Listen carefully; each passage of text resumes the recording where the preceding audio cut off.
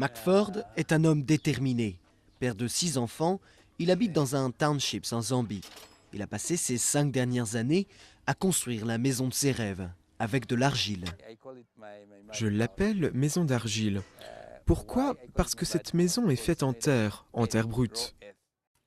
McFord a fabriqué 10 000 briques en argile à la sueur de son front, récoltant la terre directement dans son jardin. Il compresse à l'aide d'une machine, la terre avec du sable et du ciment. Quelques minutes suffisent pour construire une brique.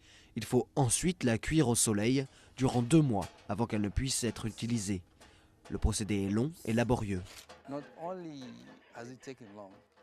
Non seulement cela prend du temps, mais il faut aussi faire avec les moqueries des gens du fait du temps que cela prend. Pourquoi n'avons-nous pas fait comme tout le monde et utilisé des matériaux ordinaires? Nous avons donc subi le mépris, les moqueries. Ce n'était pas facile, mais nous avons fait avec.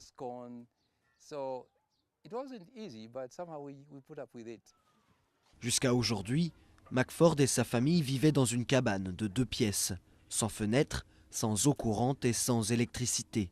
En plus d'être inconfortable, vivre dans la cabane affectait leur santé. C'est petit et nous étions tous tassés, cela nous rendait malades. Et pourtant, les Zambiens sont nombreux à vivre de cette façon dans les townships aux abords des grandes villes comme Lusaka ou Kitwe. Et comme McFord, ils survivent pour la plupart avec moins de $2 par jour.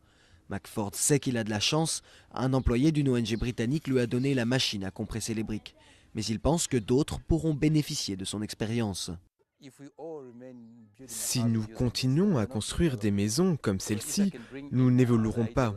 Alors, si je peux amener une idée et qu'elle plaît aux gens, cela nous apportera un plus dans nos vies. Pour McFord, il ne reste plus que les finitions à réaliser dans sa grande maison, c'est-à-dire installer l'eau et l'électricité. Il aimerait ouvrir un centre de formation ici pour apprendre à d'autres comment construire une maison de meilleure qualité.